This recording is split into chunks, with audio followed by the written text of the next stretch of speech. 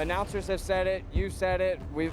You kind of taken yourself out this year. For sure. You know, I want it so bad. I want to win so bad. I was just too aggressive. O'Sullivan. Look at O'Sullivan. Welcome to Formula Drift Pro O'Sullivan. It is starting to click. I've taken myself out a lot this year by running into the lead driver, and I think it's really getting to me. So I need to chill out and know where I need to take a step back and control my aggressiveness. Starting to get there, and we're just going to keep working on it. But you know, we podiumed so much last year, and I've been off the box, so I just want to do good. We're running the ProSpec car this year. We haven't made any changes other than from a two-way to a three-way shock in the rear, and running 295s. And so it makes 720 on a 200 shot. We're definitely on the lower end for sure. Oh, I honestly think we're probably the lowest horsepower car, even in ProSpec as well.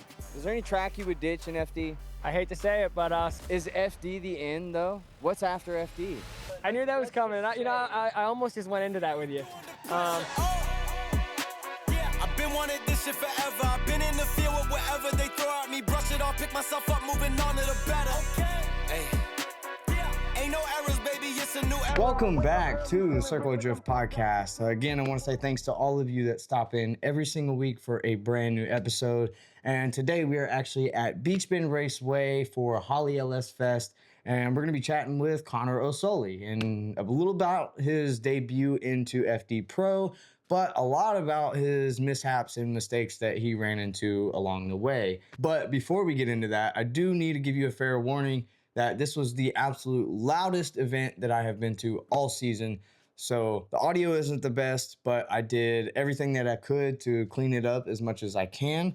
And I'm no audio engineer, so just bear with me the next few episodes as we get through LSFest and on to some other cool events and podcasts. But I know a lot of you guys are here because you are looking to get into drifting, or maybe you are just looking to further your skill level. And honestly, nowadays, the best way to do that is through sim racing. And lucky for you guys, this show is presented by Sim HQ, where you can always save 5% off on your next upgrade or maybe an entire sim rig. So make sure you use that. Never pay full price if you don't have to.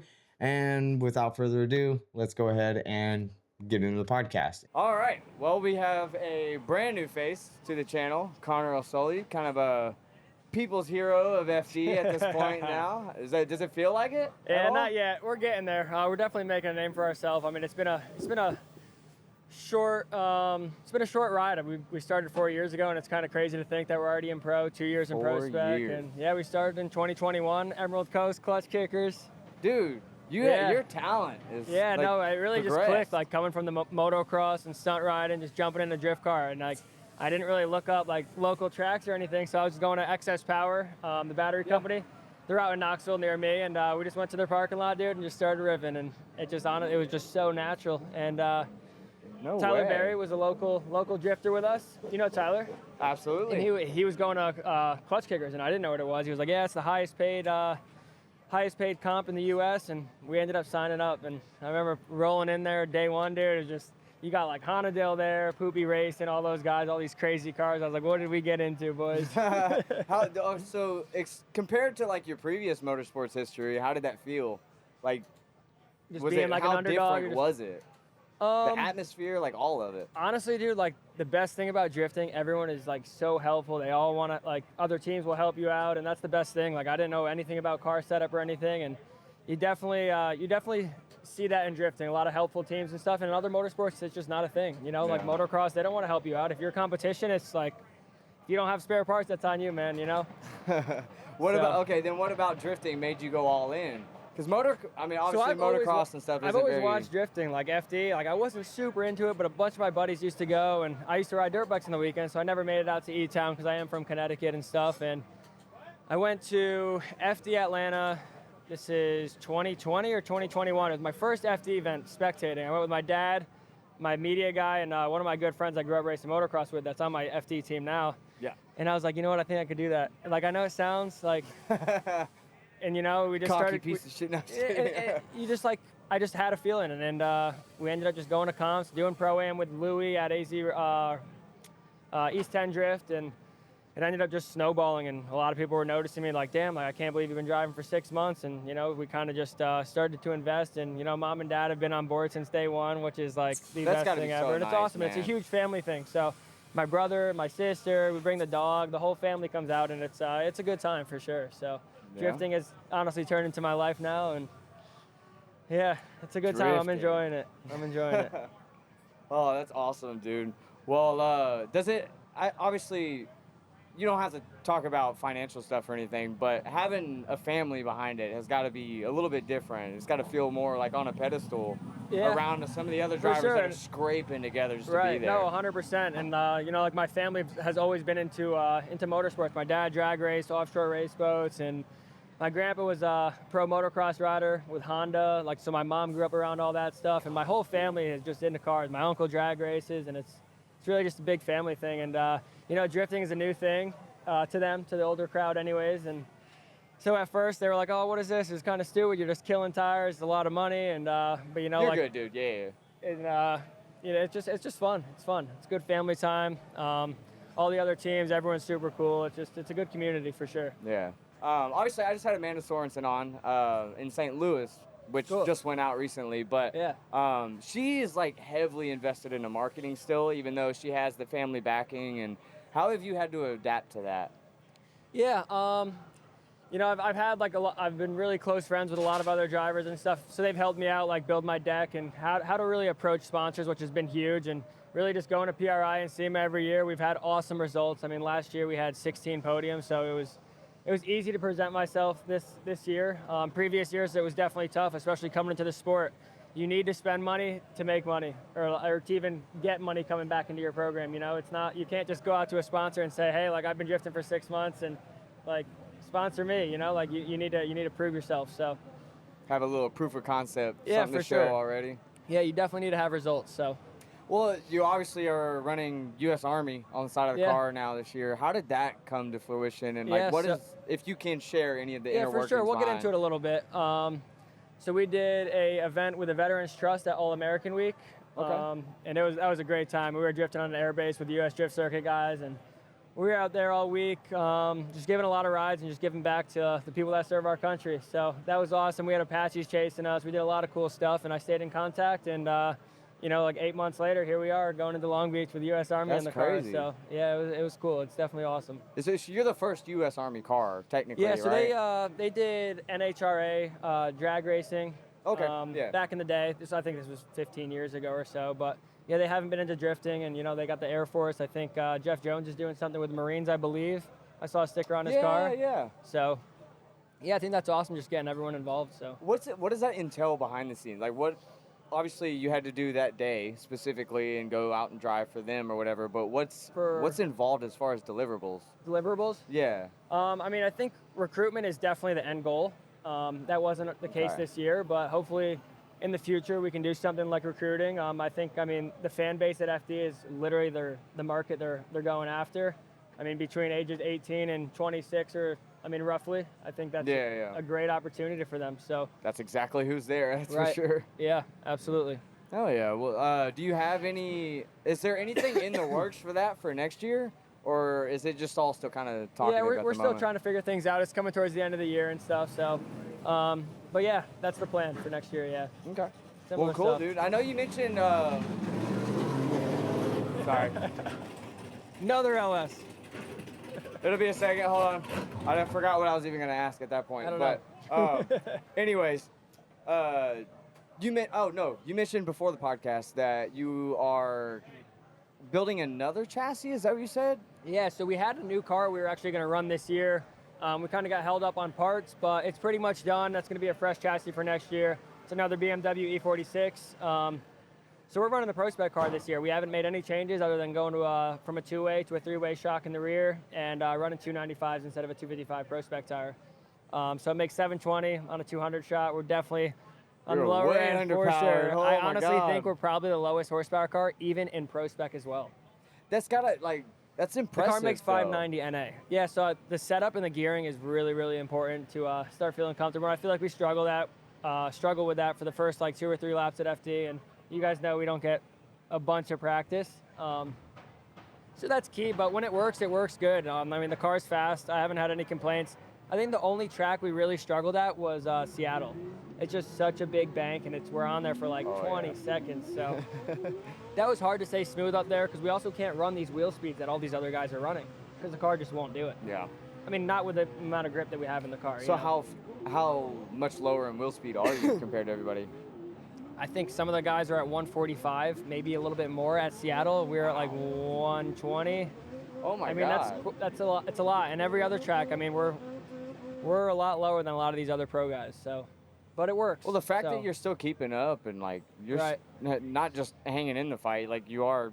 Yeah, we've had a couple good rounds. We had even if we didn't do well and didn't make it to the top 16, we've had awesome practice runs and a lot of data and car setup stuff for next year, so we can get to the track and be at a better starting point and really just push the car even more. So yeah, I'm excited for that. Explain a lot of the mistakes that did happen this year because obviously announcers have said it, you said it.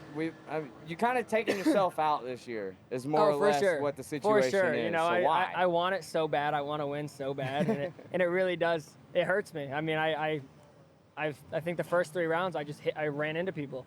I was just too aggressive, and I just need to calm down a little bit. And I probably took 10% off in New Jersey, and we got top 4, which was huge. Like rookie year, that was awesome. I mean, we were so close to a podium, and I still want that podium.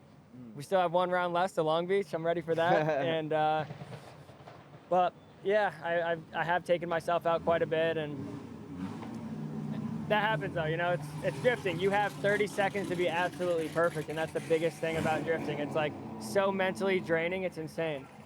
You're not in a 30-minute moto or like a road race where you have 30 minutes. Like you make a mistake, you got 20 more laps to make up. Right, you don't have that in drifting. You make 1 mistake, you're out for the weekend. Like load your trailer, you're done. Yeah. So that's huge. So okay, then what? I don't feel like enough people get to see that side of it. So what in between laps or battles? What are you doing?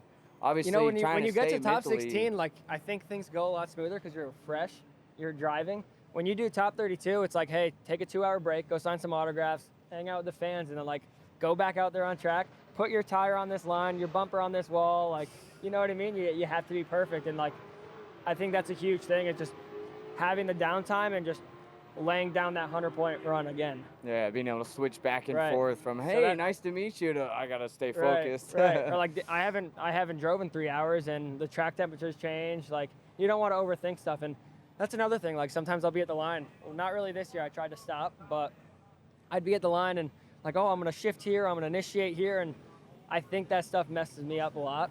When you just have a blank mind, because I'll go out for my first lap of practice and have an awesome run, fill all the zones, great run, and like empty mind, I think it just works out and it just happens. That's as crazy. Weird as it sounds, but that's how I feel. Like you'll even see people in their pits like doing the motions just like to themselves, just randomly, like what and I'll watch turns like they're GoPro doing in-car media stuff and like try to be smoother and maybe like show my spotter or the crew chief and try to make car adjustments to make the car smoother if we are having a problem. But yeah, and this like there's times where I'm just in bed the night before an event and I am just driving the track in my head 1,000 times. My God. And it just works. It really does help. So you just need to focus on clearing your head more than anything. And I do. Like this year I've been good about it. I'm like, all right, just don't think about anything. And once you're in the burnout box, you start getting warmed up and you feel a lot better. But those nerves, man, I couldn't do it. I don't see how y'all do it.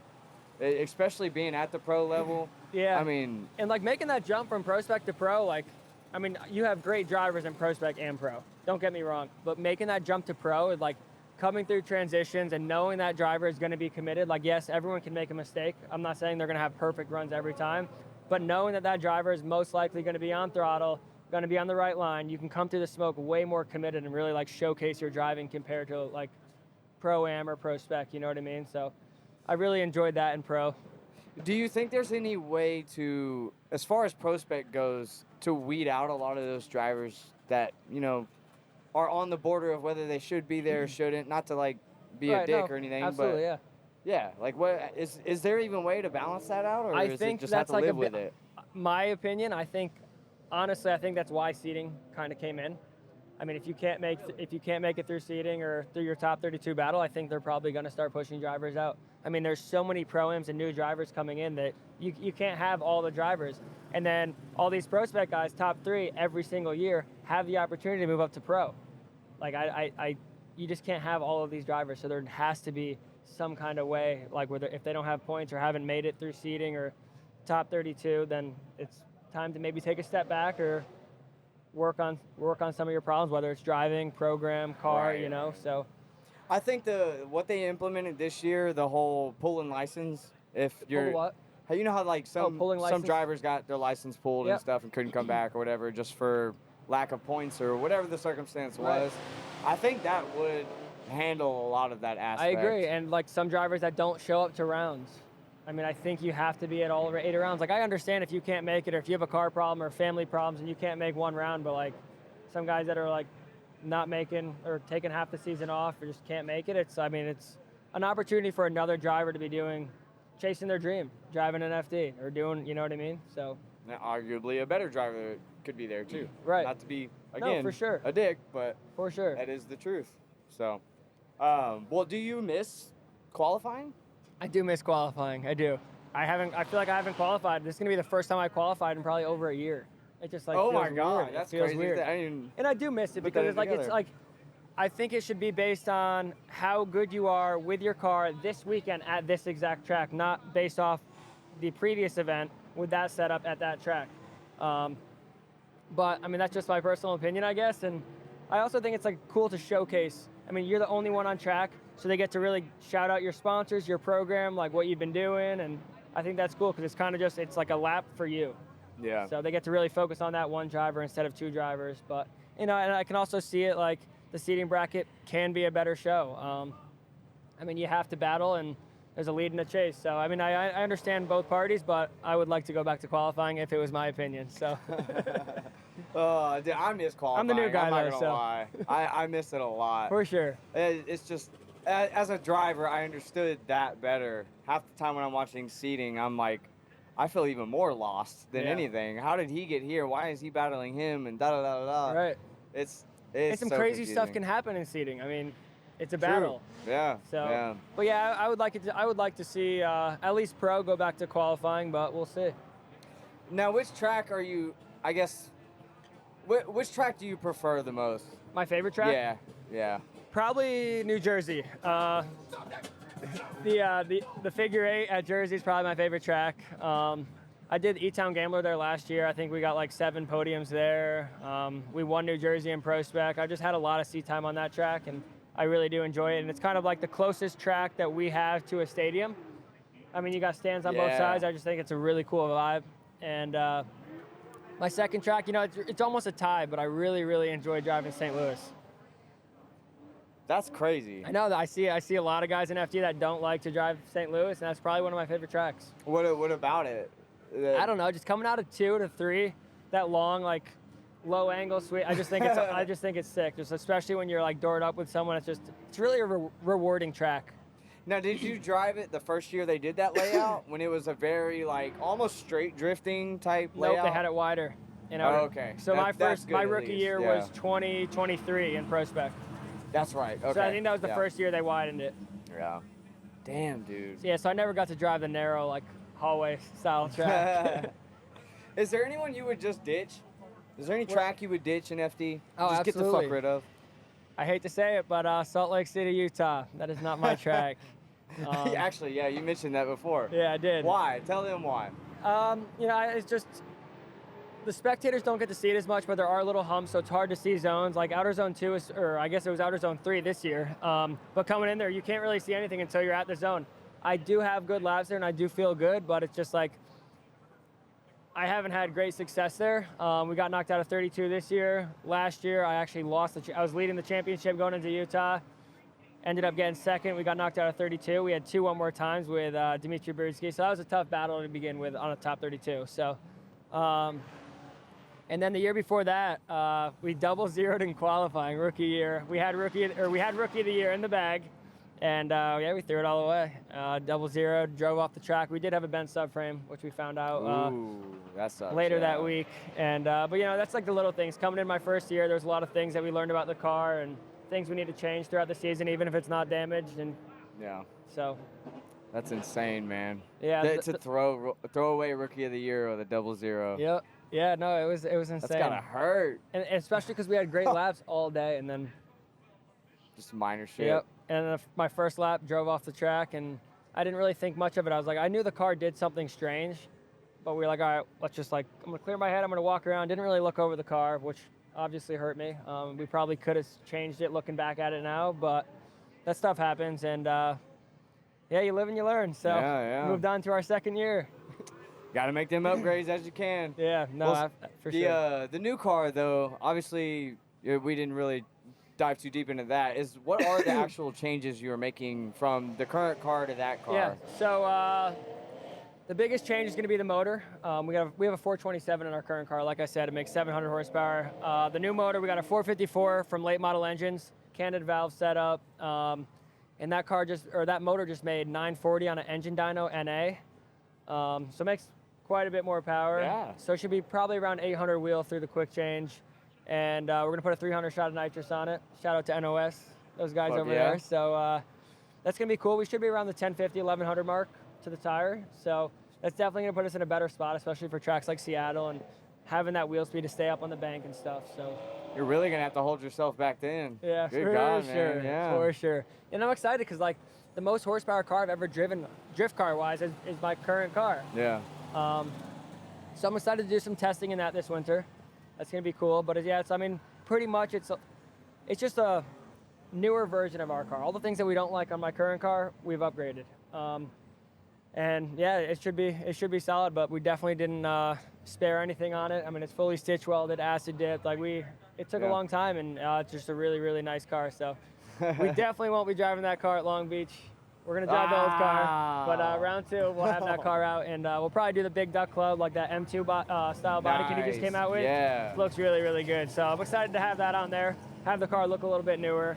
Yeah. So, yeah. Well, as far as where you're placing stuff inside the chassis, have you mathed anything out differently there? No, pretty much everything's the same. All the crash bars, everything's we can change them over from car to car. Fuel cells in the same spot. A lot of the stuff is in the same spot. No shit. Yeah. That's got to be easy then. So you'll be able to rip parts off of the program car. Yeah, and that's too. another huge thing is to have things interchangeable between the two cars. So, and I feel like the thing that takes the longest about building a car is building it 4 or 5 minute calls or having the car serviceable. Like you can change parts very fast and just have stuff ready to go. Like quick disconnects on all the brake lines and all that little stuff is just it's huge. I mean, especially when you go to the pro level and you have a 5 minute call and. Especially if you're limited on crew members and stuff like that too, I'm sure. Yep, for sure. So. Jesus, dude. But yeah, I've definitely enjoyed the journey, for sure. You're getting there. Yeah, we are getting there. Just got to keep on climbing. Yeah, I'm excited for next year, and we got a lot of the new tracks that we didn't get to drive in ProSpec done behind us this year, and I'm excited for the new track at Long Beach because none of us have driven that track. So that's going to be cool. We're all going to be on the same playing field. No one really has a setup for the track, and I wonder if someone's going to make a layout for it on the sim. I heard they were going to have one. They're going to have one on the sim, I think in the next week or two. So really? Yeah, that'll be good. It'll give us a month or so to practice. It should already be out by now then, by the time this comes out. Yeah, probably. So. Probably. That's crazy. Okay, cool. Actually, speaking of Long Beach, what was that first experience going around that track? Round one? Yeah. So the previous year when I was in ProSpec, I drove out there with Jonathan Hurst, and I drove Super Drift. So the weekend after Long Beach, during the Grand Prix, we drove that track. First lap out, I had a oil line come off and a brake pressure sensor broke. So I had brake fluid and oil all in my pedal box, and they only gave us 2 laps of practice before the show. So I didn't even get to finish a full lap. And then my next lap out was leading Jonathan Hurst in competition. No. So in my first lap out, I was very inside, and the road race guys, they were pushing all the marbles to the outside, and I'm mid-track, so it was really gripped up. And then I go out there for my run with Hurst, and I was like, I know I really need to push it. And once you get out to the wall, it just got super greasy. Like we're just in the marbles. And come around 1, 2, and over-rotated in 3, and I got on throttle to get away from it, and it swung back around, hit the front left into the wall, basically totaled the car out. And Andy Luck actually set us up with a guy, Sam's Autoland, out in Long Beach. They pulled the chassis. We got some square tube at Home Depot, welded this bash bar back on it. I mean, we had no headlights, no front bumper, no taillights, no fenders. The car literally looked like it didn't even look like a car. Just make it work. And we came back the next night and got second place. So that was really, really cool. Felt really good there. And so it was nice to have seat time at Super Drift going into Long Beach round 1 this year. I mean, it was round 1 and you're pulling up next to like Osbo and Turek and all these guys that I've been watching for years. That's heavy pressure, these man. Big names and stuff. So, but yeah, I did feel really good at Long Beach. It is a crazy track because you can't see any of the zones until you take that next turn. It's literally like driving down hallways. Like you don't see that next turn until you're, you know. As far as like the obviously you mentioned it was really grippy on the inside, but it's a parking lot essentially, right? Yeah. Or in a and road. even in FD this year, like once you get up to that wall, it does get greasy. Super greasy. Does it like grenade tires? Like it's really, it doesn't at all. Really? It doesn't at all. Usually like it was the best actual tire wear we road is had all terrible year. on it. All year. I could probably make 4 or 5 laps at Long Beach. That's fucking nuts. Dude. And every other track is like, I'm praying for 2. You're also way down on power now. yeah, no, for sure. Yeah. Oh, that's awesome, man. But yeah, no, Long Beach is a really cool track. Yeah. Yeah. Is there any track in the country that you feel would be worthwhile for FD to invest in? As in, I don't like, know track-wise, but I definitely think we should have something in like Vegas or Colorado. I mean, and even Texas. There's nothing like in bigger Texas. city-wise? Yeah, just bigger cities get bigger crowds, and some people like even if you're not into drifting. I mean, I'm waiting for the day we get a football stadium and we get like an indoor like Poland-style track. I think that would be awesome. Because then I really think you start to attract like other kind of fans, like people from Supercross or So I think that'd be awesome. Brings a whole different atmosphere yeah, for sure at that it does, point, for man. sure. Oh, that'd be crazy. Yeah, like Poland's a track that I really want to even spectate or maybe even like I would love to be a wild card there. Maybe next year we'll try to get that in the works, but that is definitely the dream track and it's a vibe for sure. It looks crazy. I think it's 80,000. Maybe if someone hits you up. Yeah, hopefully. We'll see. Oh, that's awesome, man. Well, obviously, we are here at LSFest, so we got to talk about that a little bit. You brought the 240 out. Yeah. So, revived it. Yeah, I mean, that car's kind of been the same for the last couple of years. It's a LS1 5.7 garage-built motor. Andrew ended up building it, and it makes 400. It made 440 wheel horsepower probably 2 years ago, so it's probably around 400 now. But yeah, it's dry sump, G-force dog box, quick change, and the car it works. It's a very light car too, though. It's 2,400 pounds. And it really does keep up with some of these 600, 700, 800 horsepower cars out here. It is a competitive car, and the tire wear is awesome. I'll get like 6 laps out here. So a low power I'm enjoying shit, that, baby. yeah, for sure. I'm sure you have way more fun driving that thing. I do have a lot of honestly. fun driving that car, especially in the rain. And I know we're gonna have some rain tonight. So, but yeah, last year we came out here in the pro car, and Naren actually ended up renting the 240 because he had a problem with his car. And we almost actually got lined up with each other, I think in top 8. But we ended up winning the event last year, so hopefully we can do the same this year. But LSFest is always a good time. I think my first one was 2022, right when I bought the BMW. Second lap out, I was chasing Jake Elliott. He hit the wall, bounced off the wall. I clipped him, like broke the whole rear end, or right rear corner. Radiator was crushed, so we ended up being knocked out and only made 2 laps here. So it's good to be back, and this is a fun track, awesome spectators, a lot of LSs, so we love it, Oh, yeah. Why didn't you bring the pro car, actually? The pro car is actually in Vegas, so that's right. Yeah, we left it out there after Utah. We're going to be in Long Beach in a month, so there's no reason to drive back. I got my truck and trailer, throw the 240 in there, and just come out and have fun. Smart move. Yeah. So you're taking home the win, right? Yeah, it's the plan. We got to get the podium always the here, plan. at least. That's always the plan, yeah. I definitely need a podium this year, for sure.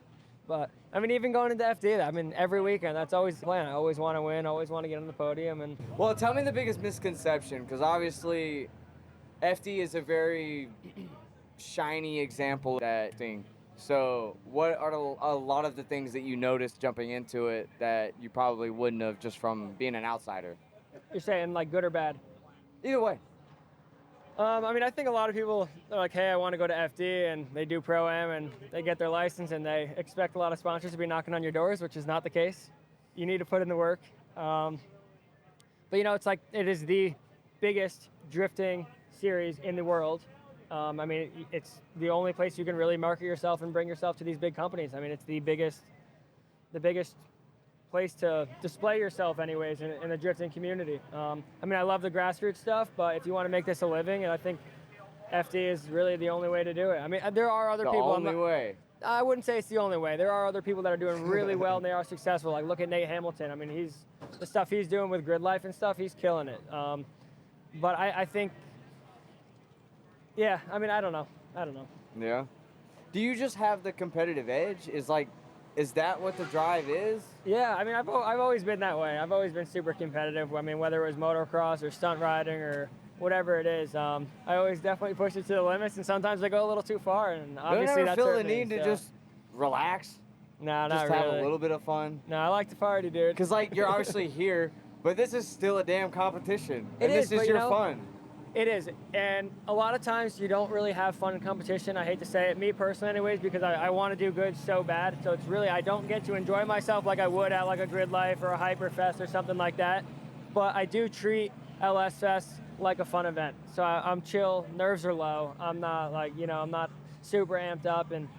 That's awesome. And really, when you're having fun and you're not amped up and you're just relaxing, you always drive the best. When I'm having fun, I'm driving good. Like I mean, even when we did the Gambler last year, and when you get in your head, it really just starts to hurt you. So try to stay away from that and hopefully carry that on to FD next year and just get better with that stuff. So Just all circles around. yeah, it does. It does.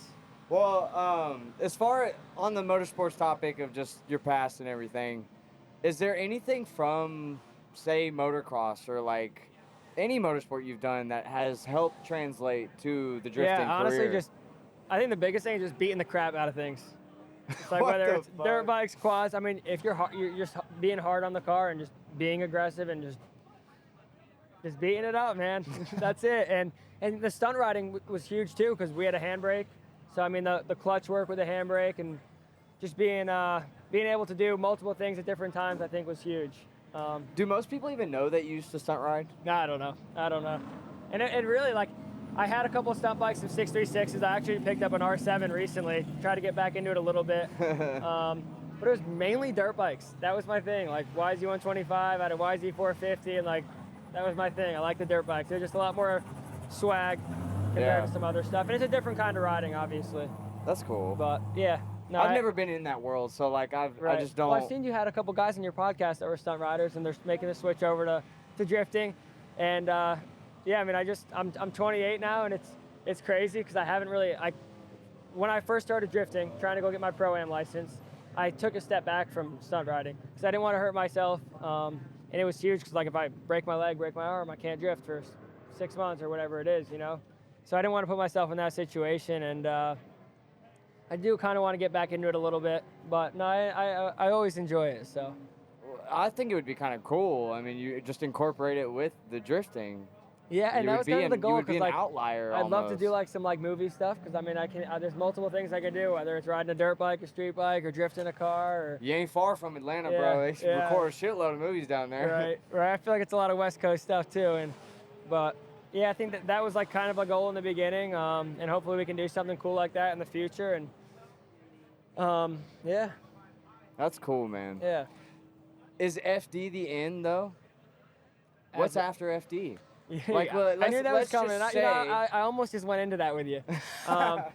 I think the goal for me, I would love to do some Gymkhana style stuff and just do these crazy drift videos that are just super outlandish, whether it was with like a Red Bull, and I'd love to do it with the Army. I mean, we already did that video of us drifting under an airplane, like fourth gear wide open. We did a bunch of cool stuff. I mean, I have another video of a guy in a parachute coming down 5 feet above the ground, and I'm behind him 90 miles an hour drifting behind him. So like we've done What a lot of stops cool you from stuff. doing that now? I mean, I'm just saying like a really good production, like a crazy, like Ken Block, Travis Pastrana style video. And some of those videos are, I mean, they're 6 figures. They're Yeah, insane. but some of the first ones that were like concept driven Right, of it right. were budget. Yeah, So like, and I think that's the goal. That's the goal in the end. Like I would love to do stuff like that. And I mean, FD, I obviously want to keep doing FD. I do enjoy it, and I do want to be a champion, and I'm not going to stop until I am a champion. I mean, obviously, if budget and everything keeps working out, that's the plan. Absolutely. I want to keep competing. But I'd also love to do that freestyle stuff, this crazy stuff on the street, and do some like the highest mile per hour drift. We've been talking about that for a while. I think the fastest drift right now is like 189. So have you pitched this to the Army? Yeah, we've talked about it. I know we'd have to build a car for it and stuff, and Yeah. make sure it's very wide and doesn't want to flip over. But yeah, I'd like to do a True. 200 mile per hour plus drift. I mean, I want to do the cool stuff like that. I Fuck, want to break some dude. records, and that's the plan. Go get that license, or not the license. Go get the podium. Win the Yep. whole championship. Yeah. I guarantee you'll be able to. Yeah, for sure. Just pull for a sure. Denofa, say fuck it, I'm out, and just go start doing that. Oh, that's awesome, But, bro. yeah, that's the goal. So Yeah. Do you ever hope of getting picked up by any type of team, like RTR or anyone? Or? yeah, we've talked about that stuff too. I mean, it is a lot of work running your own program and driving all these events. And I know it's only 8 events, but it is a lot. It's a lot. It's not like coming to a smaller event where you're there for a couple of days. I mean, FD, we arrive there Wednesday sometimes, you know, and you were there till Sunday, Monday, and I'm still 3 Hell, days a away lot from of the home. teams so. are there the weekend before. Right, and is most of the time we nuts. bring the rig back home, prep the car, make sure everything's good, and because I usually bring the dog with me, our Rottweiler Rebel. He loves coming to all the FD Oh. events. Everyone loves him. FD actually gave him his own hard card. So, That is yeah. so sick. Yeah, it's pretty cool. So usually we have to blast home, but all the West Coast stuff, try to leave our stuff out there. But yeah, I mean, I think driving for someone would be cool. There's pros and cons to everything. Yeah. It'd have to be the right team, it'd have to be the right deal, and it just have to work out for everyone. So I think it would be cool, and I think it could be beneficial. I mean, you see some of these teams that have been in FD for 10, 20 years, and they have a lot of knowledge. I mean, these guys have put in the work, and they just, there's a lot of stuff that they know that I don't know. Yeah. And I think learning a lot of that stuff could be really cool. So Do you think that, like, it sometimes almost hinders the driver to do that? to drive your own program, No, to go drive for a program. So, for example, Ben Hobson, amazing driver, yeah. but he's struggling a little bit in the RTR cars, which is kind of I think- understandable. But like, Right, and you see all that. It's I mean, almost like setting them back. every driver that comes into RTR does have, it takes them a year or so to learn the car, and Ben is definitely a different driver this year than he was last year. And I think the only thing, I think it's just seat time. I think if Ben was driving that car a lot more, I think, I mean, it would be, you saw him in his 240, the dude's a shredder. Ben rips. I mean, Yeah, that's my dude. homie. But yeah, I think seat time, that's it. But I mean, this year, I mean, he's ripping. He's on it. So yeah, sick, man. Will you ever have any idea of, building a cool party car? I know Yeah. you're so competition driven yeah, and I LS mean, the 240 everything. right now is kind of my party car. I mean, we did like the Hoonigan No, Burn I'm Yard. talking like a cool car. A cool car. A Oh, you cool don't like car. the 240, man? What? No, well, it's cool. Don't get me Yeah. wrong, but it's Yeah, still no. kind of comp spec. No, for It's, sure. I get big it. Yeah, V8. yeah, for sure. I do want to build a party car. It's probably going to be comp spec in your eyes. Like, I want to have a dog box quick change. Hey, there's some SRs out there with some quick changes. SRs and are really SR cool. everything. I've just had horrible luck with 4-cylinder turbos. I had an Evo, so don't blame me, but I've blown it up many times, and we're not going down that road again. We're going to stick with the Fair LSs. enough. They're reliable. Like, this car, dude, I mean, I usually don't even do gear changes. If I'm on the limiter, I'm on the limiter, and that motor, knock on wood, has lasted. So, But here's my thing, though, is like, how much money have you put into those motors to make them as I have reliable as they are? $3,500 in that LS1, in that 240. All right, then. So, I'll take that it's one. not bad. How long's it been in there? I bought the car with it. I mean, we Fuck, rebuilt. that's forever ago. Andrew rebuilt it, but that car came with that motor. Same block, same head, same valve That's cover. wild, same, yeah. So, So I assume once you start overcomplicating it, that's when things start going downhill. Yeah, I mean, Because let's get it straight. Every motor blows up. oh, eventually. I'm not eventually. here. LSs For are sure. reliable because they're everywhere. Yeah, Here. yeah. I mean, I have 2 motors. I have 2 LS7s sitting in my shop that are 650 wheel horsepower motors. I don't want to put it in that car because that car still has good tire wear. It keeps up with all these pro guys, and it's just a good car. And I can leave it on the limiter and put on a show for these guys and blow the tires off it, blow the quarter panels off it, and just at the end of the day, I got $3,500 into it. It's not like I have a $30,000 motor in the car. So that's big. But yeah, party car wise, I would love to build a 4-door like Dorte's F80 he just built. Oh. That is super sick. Huge fan of it.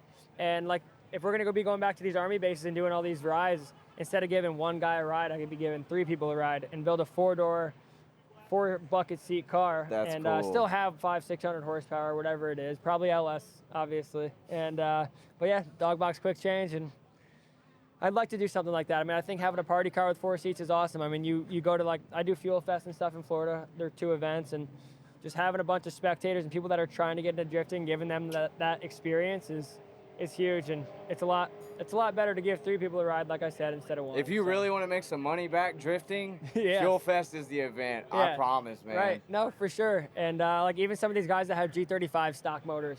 That make Oh, yeah, 300 they don't horsepower, know the difference. These guys don't change their tires all day, and they make $3-4 grand in ride-alongs, and they didn't change the tires once. Oh, yeah. I'm out there giving one guy a ride-along, and the tires are cooked after a lap, you know?